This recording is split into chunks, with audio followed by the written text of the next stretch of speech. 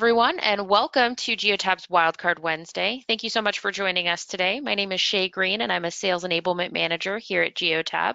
For today's session, we'll be hearing from Megan Allen, our EV Solutions Engineering Manager. And with that, I'm not going to make you wait any longer to get electrified. We're going to hand things over to Megan to get started. Thanks, Shay. So as Shay said, I manage the EV Solutions Engineering team, and today I'm going to talk about solutions for EV fleets. So last Wildcard Wednesday, my colleague Charlotte Argue went through fleet electrification, what we're seeing globally in terms of trends and Geotab's role. It's an excellent session, and the recording is available for those of you that might be interested. One of the things that she talked about there is that successful electric vehicle adoption requires telematics. So in terms of Geotab's role, we really think about the ways that we help fleets in three categories. And those three categories depend upon where those fleets are along their electrification journey. So whether a fleet has no electric vehicles or is 100% electric, we think about the challenges that they are solving and the opportunities that those present. So today I'm going to talk about solutions for EV fleets. And primarily what I'm going to focus on is those unique challenges and understanding them, both for going electric and operating electric. So when we think about going electric, a fleet that doesn't have electric vehicles today or may only have a handful, it's going to be how do fleets understand market options? How do they make sure that the vehicles they want to procure will work without relying on assumptions? And how to make sure that that new technology will work for a fleet's budget? And once you have several electric vehicles in your fleet, how to ensure that your drivers are properly trained, manage range concerns, and make sure you're getting a return on your investment. So I'm going to start with going electric, thinking, you may be operating a fleet that doesn't have electric vehicles or may only have a handful, and you may be facing a mandated target or pressure either from an executive to determine whether or not the fleet should adopt electric vehicles. And in order to answer these questions, it's really important to understand, even just in the market that you're operating in, what EV options do you have available? Sometimes we find fleet managers do a lot of research into what vehicle options are available, only to later find out that those options aren't available in their region. After that, we want to make sure that the vehicles are actually suitable for the role. We want to make sure that if you need vehicles that have cargo capacity, that you're only really looking at those EV options. And then when we figure that out, which ones have the range to do the job in your environment? And the most important thing we often find with fleets is making a good case for cost savings when they're asked to present a budget for this new procurement. So we do this through the EV suitability assessment. The EV suitability assessment is a free marketplace add-in, and what it does generally is use telematics data from your existing fleet of vehicles, finds out which vehicles are range capable, so which vehicles will be able to do the job that your fleet needs. And then once they have those figured out, which ones are range capable and have lifetime cost savings, because those are the vehicles that we want to start with.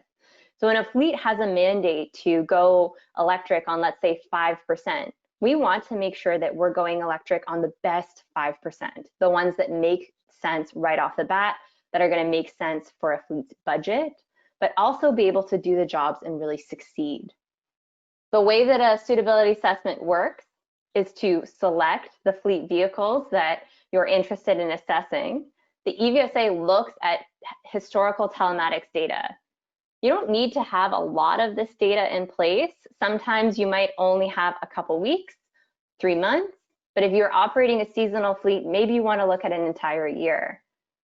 After that, the assessment takes some time to compute, about 60 minutes, and pinpoints the electric vehicles that you could replace your existing fleet with. So the suitability assessment looks at your existing fleet, says which ones we're recommending plug-in hybrid vehicles for, which ones we're recommending battery electric vehicles for, and which ones don't have an EV fit today. And so this is the summary, but we're like actually looking to see vehicle by vehicle. You may have an existing, let's say, Honda Civic, and we're going to say the best vehicle for you to replace that with is a Chevrolet Bolt. Here is the life cycle savings that you're going to see from that vehicle. And here's the estimated fuel consumption savings or carbon emission savings. So sometimes fleets are focused on, instead of purely looking at things from a budget perspective, they may have environmental or emissions targets as well. So the EVSA allows fleets to understand how they could hit those targets by going electric. Now we'll move on to fleets that actually have some electric vehicles. And a lot of the times when I engage with fleets, they think, I don't really have any electric vehicles. Truly, it's not that many. It's only a dozen. I don't think I need EV telematics. But what we've found is that fleets encounter very similar challenges, whether they have only a handful of electric vehicles or a large majority of their fleet is electric vehicles. Some of those challenges are focused around driver training. So this is especially important when fleets are getting started. You adopt several vehicles into your fleet. Maybe it's a vehicle pool. You're operating a mixed fleet. And what you want to do is train up drivers in terms of how to operate these new vehicles. Habits are hard to break, and one of the new habits that we need drivers to adopt is getting those vehicles to plug in. The next thing that fleets are really concerned about is practical range concerns, making sure that the vehicles are able to do the job you need. And this is also related to getting drivers to plug in. And then the last area is ensuring that fleets are getting the return on investment that they should. So some of the times to get electric vehicles, you're kind of going out on a limb and making assumptions and betting on this new technology. And maybe there's external stakeholders that are asking, can you prove that this technology is working? Can you prove you're getting a return on investment? Or even when you just think about doing financial reporting, how do you start doing financial reporting when instead of looking at receipts or fuel card costs, instead you're trying to account for charging? So these are new challenges that fleets face because they've adopted new technology. So the three areas I'm going to talk about today are ensuring vehicles are plugged in, managing those range concerns, and measuring costs. And I'm going to step through how we use the Geotab platform in order to help fleets with these unique challenges. So the first one is ensuring vehicles have plugged in. And when we think about it, what is the cost? And it really depends upon what type of fleet you're operating or what type of vehicle we're talking about. So the first, it's pretty straightforward. If you have a battery electric vehicle that only has a battery for the powertrain and no backup gasoline engine, if the driver forgets to plug in the vehicle the night before, that vehicle may not be able to be taken out the next day. And this means that that vehicle is unusable. You either have to have a backup vehicle for that, which means you're just putting excess vehicles into your fleet, or you're kind of left without a vehicle for the day that you needed because you depended upon this vehicle having the adequate range to do its job. For a plug-in hybrid vehicle, you might think, no big deal, I have this backup, I have an engine, the vehicle can still do the job. And while it's less of a concern than it is with a battery electric vehicle, that sometimes makes this an even bigger problem. One of the really common problems we see with fleets is that they adopt plug-in hybrid vehicles, but without plugging them in, those vehicles run almost exclusively on gasoline.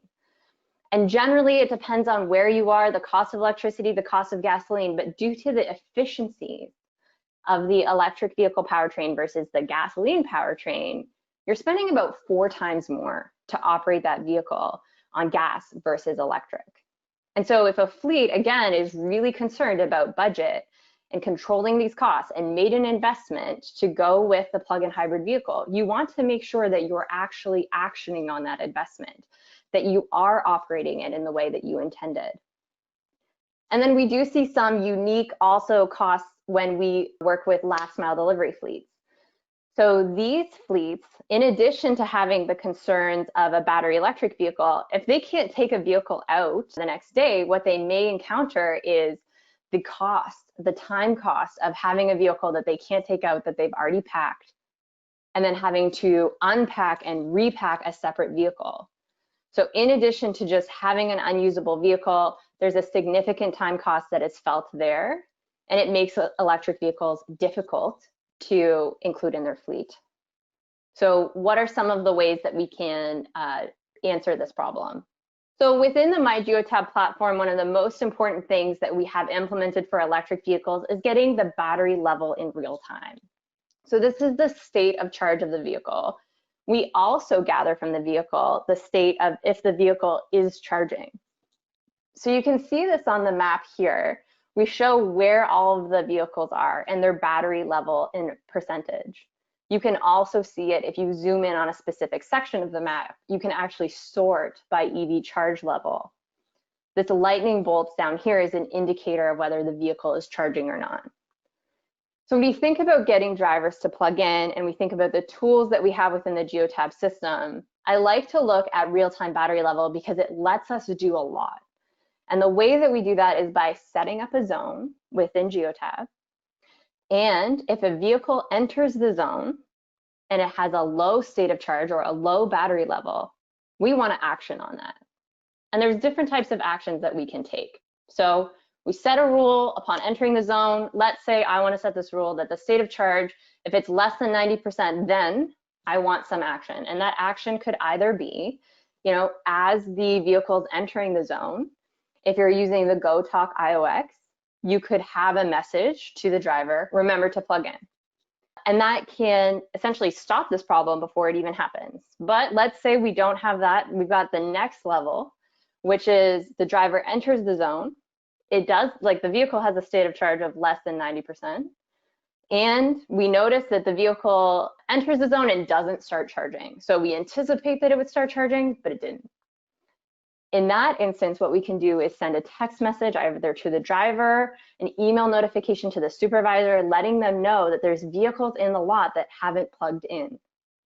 And this prevents the problems from occurring the next morning. So yes, it still requires that some action be taken and that the driver or supervisor corrects it, but it means that the next day that vehicle can be used, or if it's a plug-in hybrid vehicle, that vehicle's battery can be used.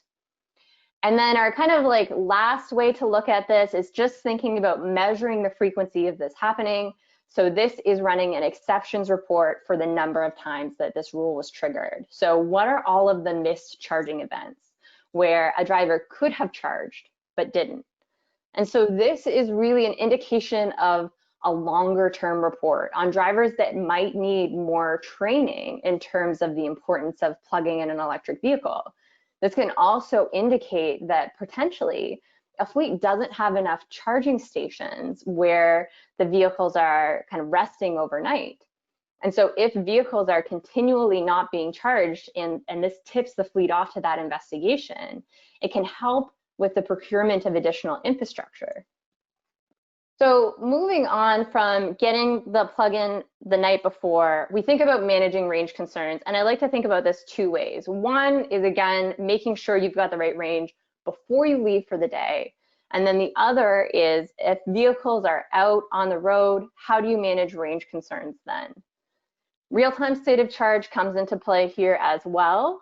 The same things that, the same methods that we were using before, rules to set up zones to remind drivers or supervisors of things can be used. But instead, when we think about range, they can be used when drivers are exiting zones. If a driver is exiting a zone where they may have access to a charging station, maybe they're a new driver on that vehicle, then a notification can be sent so that there's an understanding from the driver's standpoint or from the supervisor's standpoint that potentially this driver might be heading into an area where they cannot charge. Now, it's very rare that we actually see fleets encounter range concerns on vehicles, but it's a huge point of apprehension with drivers, right? If you're in the EV space for a while, you will have heard of range anxiety. And I think that it results in a lot of driver opposition. When drivers are asked to move to electric vehicles, range anxiety can produce a lot of apprehension and a negative reaction to operating an electric vehicle.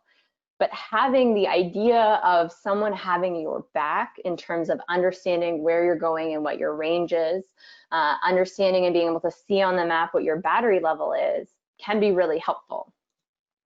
But in terms of making sure you've got the right range for the next trip, one of the things that we worked with some of our customers with is to create an add-in that's a live alert dashboard for either depot or workplace charging. So this was created originally when we had identified this problem with some last mile delivery fleets, but the add-in essentially functions in a way to alert fleets that their vehicles are not fully charged. So I think, you know, best case scenario, a vehicle is charged overnight. I'd say the second best case scenario is, let's say something has happened overnight, charging has stopped, the driver gets in the vehicle and they can see the low state of charge before leaving for the day. The worst case scenario is they don't see that battery level, that low state of charge, and they leave for the day. And then they're heading out on their route and they may not have sufficient charge to do their job for the day. Absolute worst case, need a tow. So let's think about the ways that with telematics data, we can prevent that situation from occurring.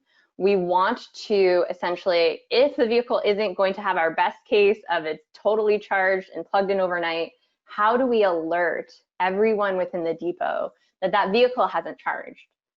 So this EV charging alerts works in a way to be a dashboard within a depot that is present for everyone to see and access. You know, the red X vehicles are those ones that haven't fully charged by the time they're going to leave the next morning. So when we look at this, we're looking at, you know, what is the battery level of the vehicle right now? And what is the battery level when the fleet needs to leave for the day? So today we see that at 12 o'clock, but depending upon your fleet, that may be 6 a.m. or 8 a.m., depending on just when is the start of your fleet's day. One of the other areas that we have here to action on is that yellow triangle. And the yellow triangle is an indication to fleets that the vehicle might not be fully charged, and it's not going to be fully charged by the morning unless they take action. So this could be that the vehicle isn't plugged in. Potentially there was an error with the charging station or an error on the vehicle side that needs to be addressed. So this is trying to catch that problem before the vehicle can't be used the next day. When we think about managing range concerns, having this charge assurance, charge alert dashboard is extremely important for fleets, just to make sure that you're sending out vehicles with the battery level that you need. So another area I talked about was measuring and reporting on costs. Fleet managers are frequently asked if the investment in new technology is paying off. And it can be a little bit tricky when you think about the old reporting structures that you would use with conventional vehicles. When we thought about how we would integrate electric vehicle metrics into the Geotab platform, we made it so that it's seamlessly integrated with the existing reports.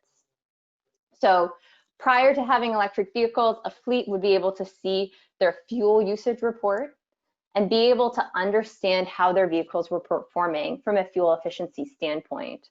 For electric vehicles, we integrated them directly into the fuel usage report. So now, instead of simply seeing the amount of fuel used by a vehicle, you'll see the amount of fuel and energy if it is a plug-in hybrid, or just the amount of energy if it's an electric vehicle. So we do have units here that show this in mile per gallon equivalent, but as fleets begin to adopt more and more electric vehicles, there's the option to use new units. So these would be kilowatt hour per mile types of units. It really just depends upon what units make sense to you at your stage in the electrification journey. And when we think about cost again, we're looking for plug-in hybrids that have that gasoline backup. We're looking for them to use the electric battery as much as possible. And so when you're trying to control costs for plug-in hybrids, you want to ensure that those plug-in hybrids are running as much on electric. And so within this fuel usage report, you can see the percentage of electric energy for those plug-in hybrids and be able to use this to manage plug-in hybrid better. Identify which plug-in hybrids are using their entire battery and are getting the range that you would expect, and which ones you potentially want to find a better way to get them to plug in, to get drivers to charge the vehicles. So in terms of capturing costs, again, instead of looking at fuel costs, we're trying to evaluate charging costs here, and charging costs can be a little bit tricky. It's not always that you would work with a networked charging station that would tell you exactly how much energy that vehicle has charged, because vehicles can charge anywhere, right? We see electric vehicles that are able to be taken home. They could be plugged into a standard wall outlet and charged from there. And how to do charge costing or reimbursement becomes a little bit tricky. It becomes exceedingly tricky when you think about a kilowatt hour. The energy that's used to charge costs different amounts depending upon where you are, which utility you're working with, and sometimes depending upon what time of day, if you have a time of use rate. So in terms of our EV charging report, what we show is where the charging occurred. We show metrics around the utilization, so the starting and ending battery level, and then the efficiency that the vehicle has seen after that charge event, and then how much energy. We can also show where that happened on the map. So if you do have a fleet that's charging at public charging stations, you can identify where they have been charging as well. One of the things when we think about charging and we think about costs is the opportunity that fleets have to encourage at-home charging. A number of fleets that have vehicles that they can take home face a pretty unique challenge, specifically if they have plug-in hybrid vehicles. If I'm a driver working for a fleet and I have a plug-in hybrid vehicle that I can take home, I can't really get reimbursed for the cost of charging at home because I don't have a way of saying, hey, here's exactly how much energy I used.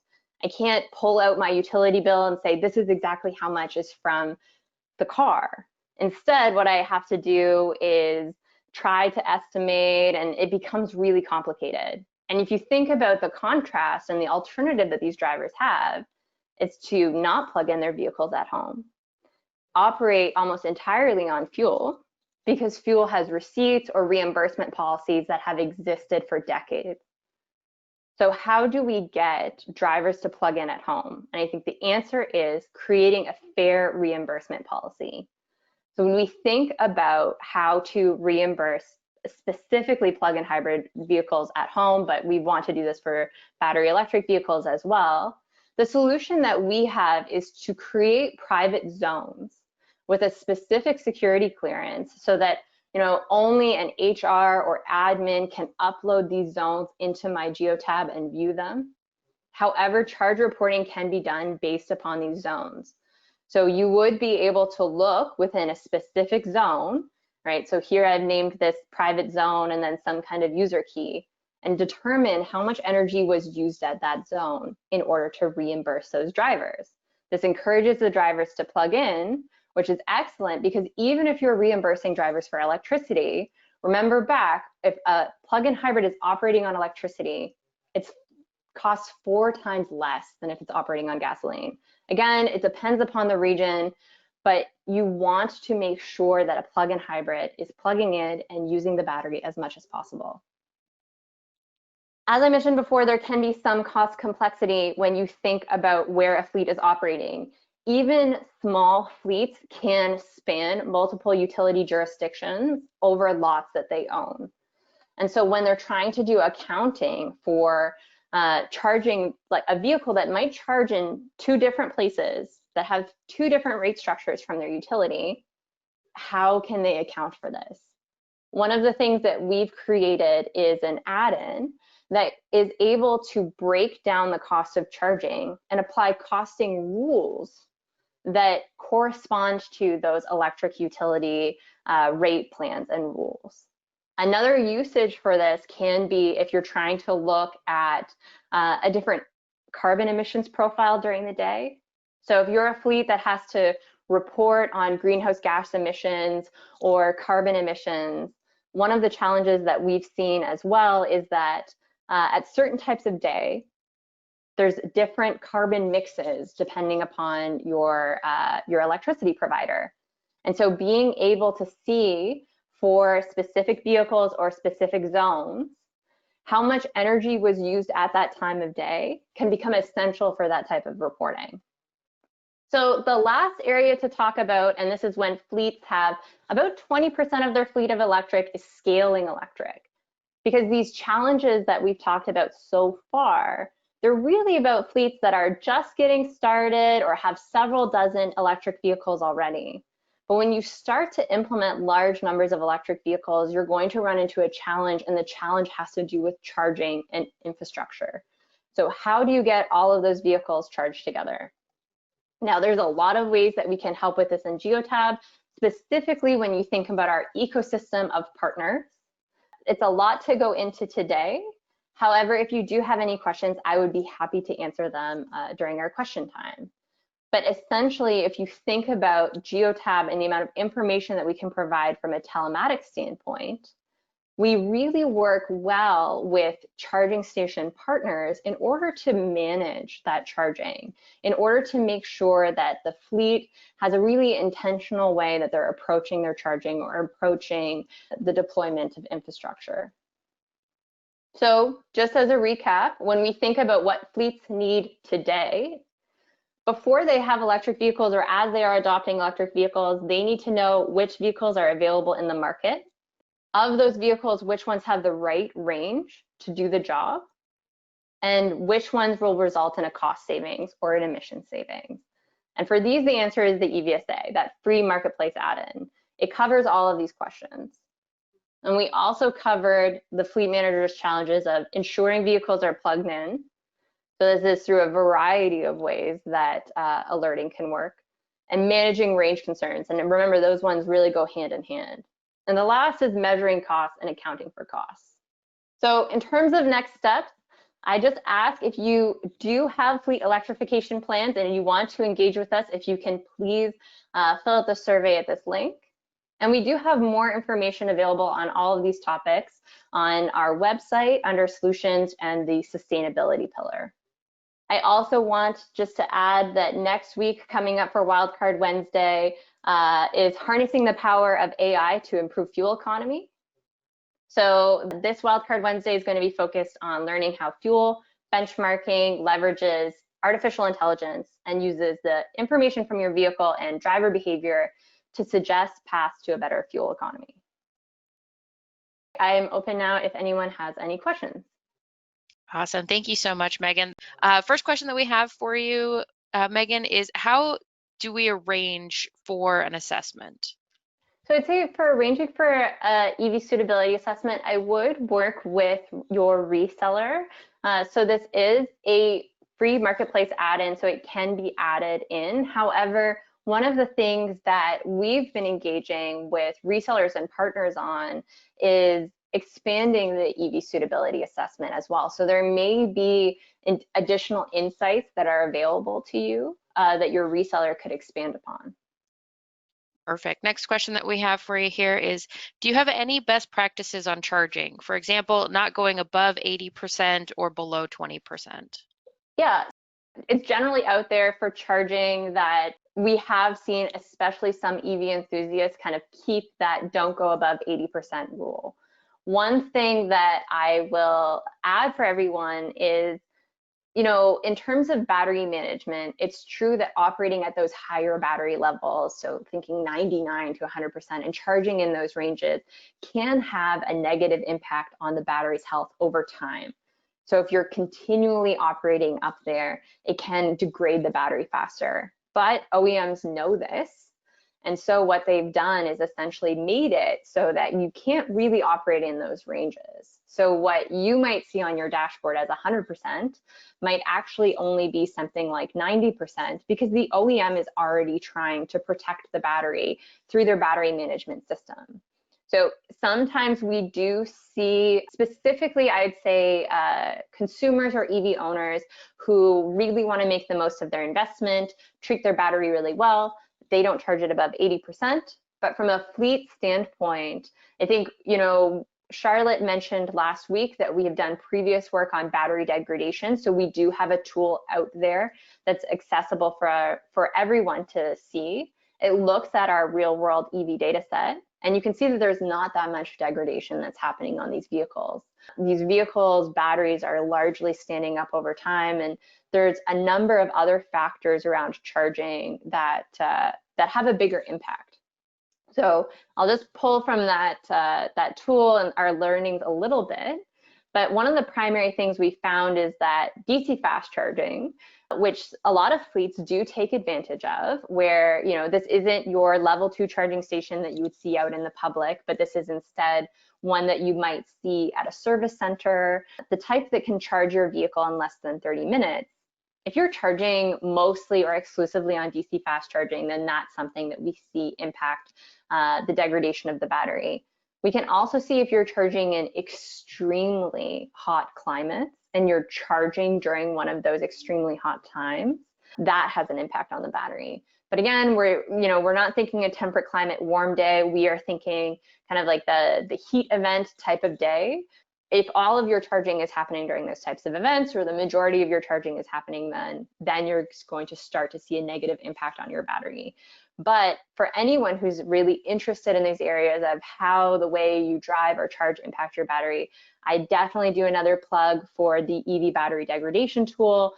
It's a very comprehensive set of analysis where you can actually look for a very specific vehicle make and model. So you could say, I want to see a 2014 Nissan Leaf, and I want to plot that against 2017 Model S, and essentially be able to see vehicle by vehicle what real world degradation is actually happening.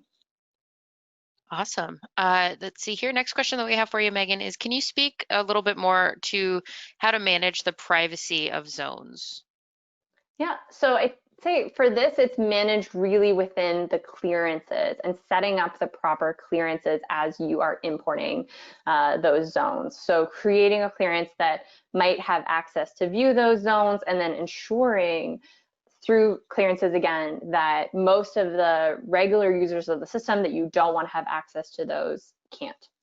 So we have one more question that came in for you here, Megan, is how significant is cold weather in impacting battery performance? And is there a temperature where it really starts to impact?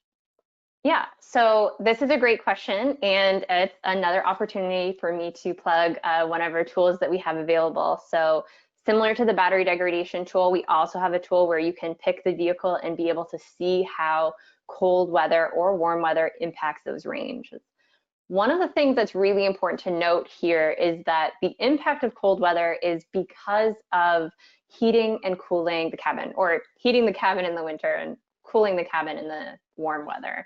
And the reason that we see such a pronounced impact on electric vehicles is because we don't see this impact for conventional vehicles. So when you're driving a conventional internal combustion engine vehicle, a lot of the heat from the cabin is actually waste heat from the engine because the engine's quite inefficient.